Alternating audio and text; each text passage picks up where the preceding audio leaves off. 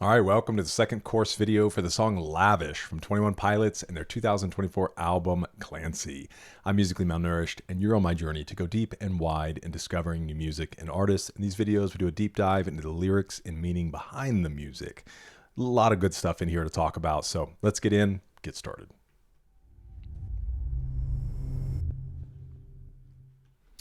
Okay, Lavish criticizes the lavish nature of luxury life, the unnecessary, ostentatious award ceremonies and shows, and the need for a false toughness in order to survive in the music industry.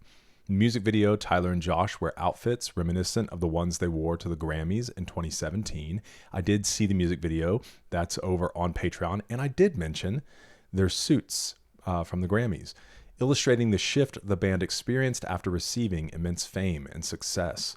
We get examples of overcompensating laced throughout the first and second verses, trying your best to look like you're aware or familiar and aren't new to the scene, dressing well, smelling pleasantly, and showing up like you deserve to be where you are, all to cover up the nerves that are discussed in the first verse.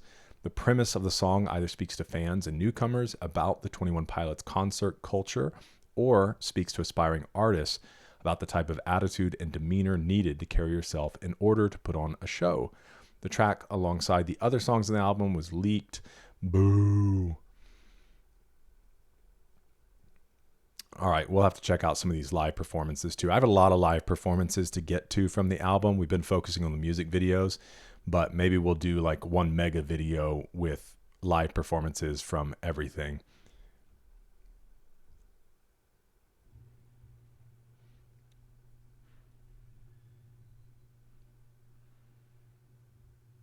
Okay, let's go up and check it out. Welcome to the new way of living. It's just the beginning of a lavish, feeling gourmet. Welcome to the new way of living. It's just the beginning of a lavish. From the floor to the ceiling. Welcome to the style you haven't seen in a while. It's lavish. Tyler's representing the music industry in these lines, singing to newer bands and even his younger self about the introduction to the lavish lifestyle being a popular artist in the music industry brings. Everything about the new way of living when making it big as an artist is lavish living. Which honestly, each person has to define what lavish means to them. You could spend $5 million on a home and it could be a $5 million mansion, or it could be a really nice ranch with a pretty nice home. I think the bigger thing is not necessarily the amount of money. Like, sure, that's part of the conversation. I think it's more the attitude, which is why, honestly, for me, and I think for many others, really appreciate people like Keanu Reeves, Adam Sandler, and I know there's a number of other artists that are mega wealthy, but have still maintained just this ability to, and I say be a normal person, because obviously there are some challenges that come with that, being recognized in public, and in that maybe you are such a famous person that it's hard for you to just go to a store because all of a sudden the word gets out and people crowd around it. So I don't want to hate on people that like have to shop privately or have security or things with them. I think sometimes that's just the curse that can come along with fame, but it's more so the attitude. And that's why I think people, like I mentioned, just garner a lot of respect because it doesn't feel like fame has changed them, And I would say too that I think Tyler and Josh with 21 Pilots have seemed to maintain that humility, that grounded nature, the keeping what's important. Because I'm telling you what, like if I had money like what they've come into, dude, I'd have a ballin' house. It wouldn't be lavish to the extent that it's just sprawling and there's tons of rooms that we never use. I'm telling you what, though, I'd have a crazy place. And this is still the hope, although I don't expect to make millions. But, even as I'm looking toward our future, Lord willing, as we eventually move into a grandparent phase, and I've talked to you guys extensively about kind of family dynamics and my family doing a different thing than what we grew up in. My wife and I are so excited about looking toward the grandparent phase and being the grandparents to our children's children that we wish they had. And so, we'd have like an awesome grandkids suite with, ping pong table and bunk beds and a gaming space and just a really fun place for them to come and be and spend the weekend or spend a week or whatever. I'd have an awesome studio, just a place to work up. I'm so thankful for the space that I have here in my office, in my home. I'm very blessed to have it. But I'm telling you what, dude, I'd have a crushing computer and a cool setup and all of that. But again, I think that it's the attitude, the heart behind it, and still keeping in front of you what matters most. You try your best to look like this is not your first time, right? That walking into a new place and wanting to feel, not like the newbie. You're fighting for the front row. That's a nice try. This is really interesting. And there is a scripture that just came to mind that I love.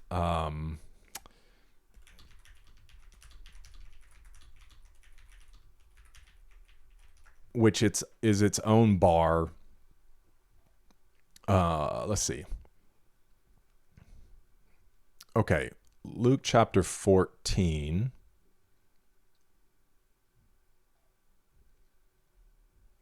Really? Come on. We're trying to do something. Why are you freezing up on me? Okay.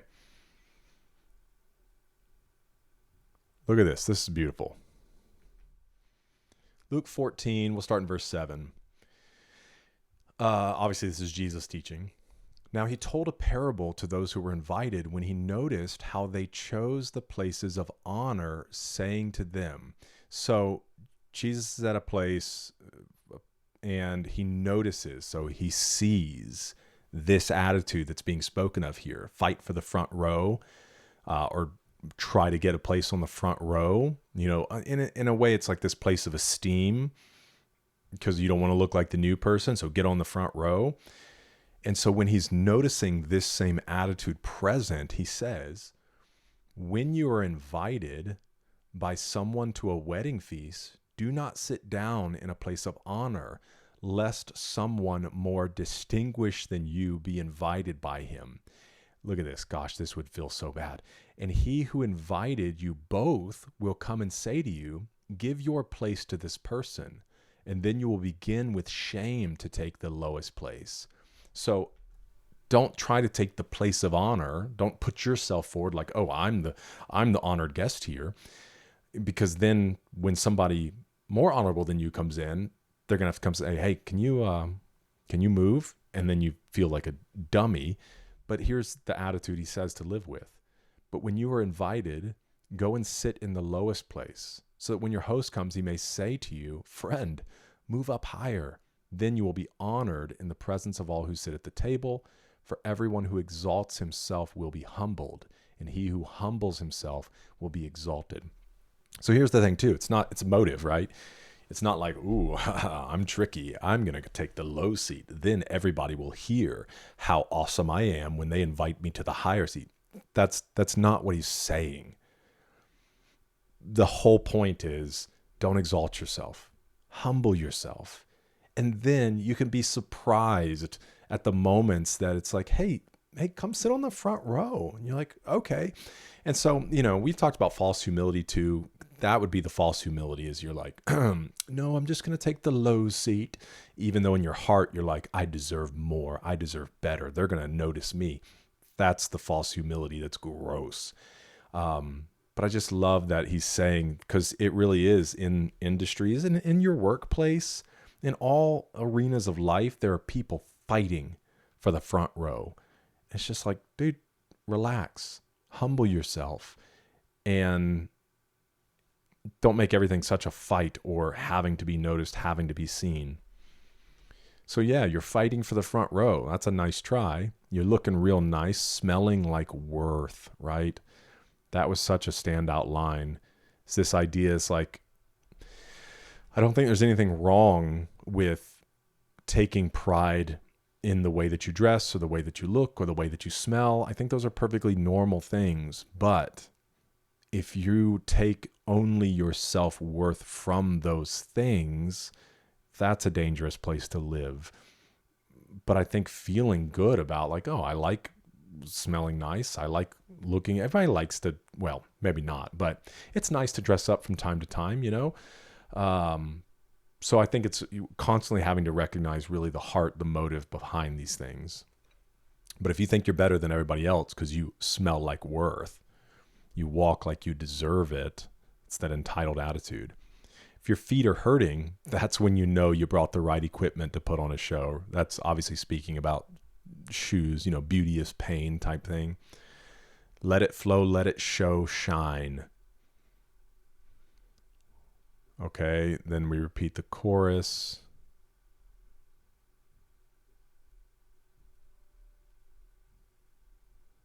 This is interesting.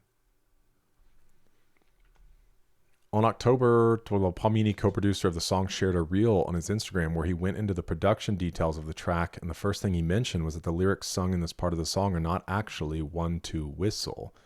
First of all, the lyrics, say whatever and whatever that I want, and the second verse are present here.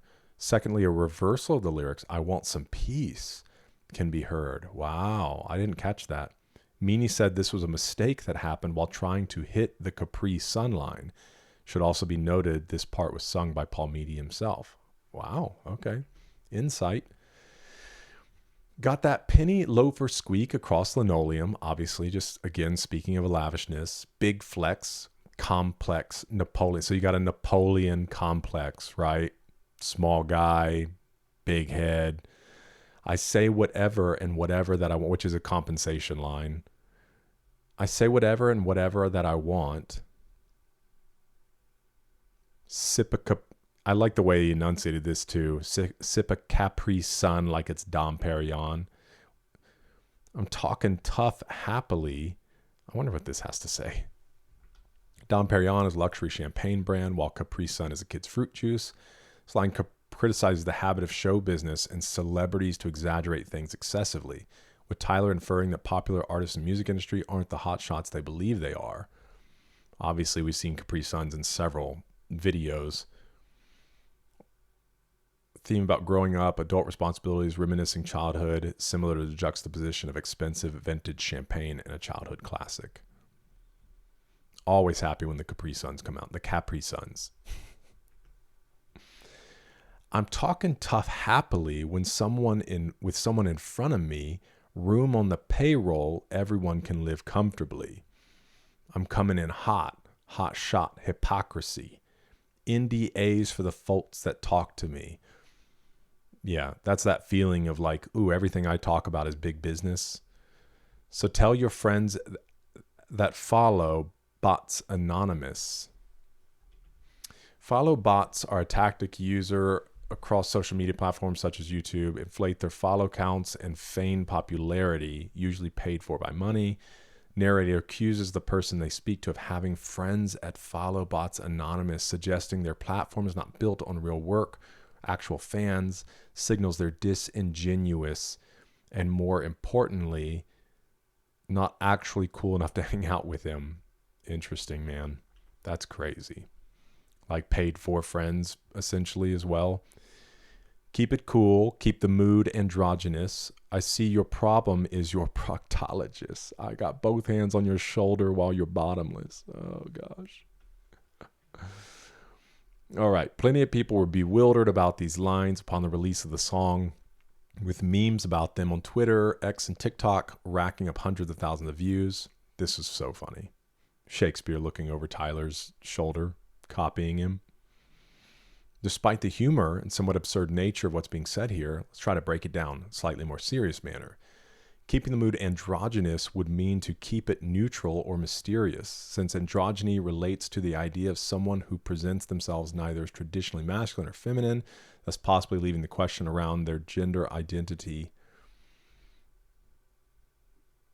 A proctologist, a doctor who treats problems with rectum, colon, anus, Taking into account the song's theme regarding the difficulties of the music industry, the metaphorical proctologists here are likely industry executives, with their hands on the shoulders of bottomless artists, portraying their figurative screwing of those artists through quite a literal illustration.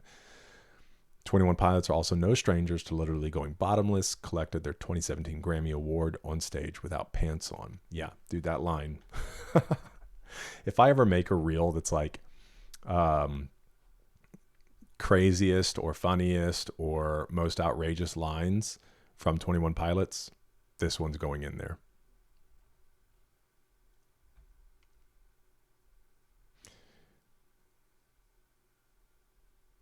All right, then we kind of just repeat on the way out.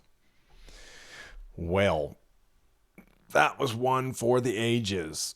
Let me know your thoughts in the comments. Thanks for being with me for this one. Hope to see you in the next one, because we're eating good.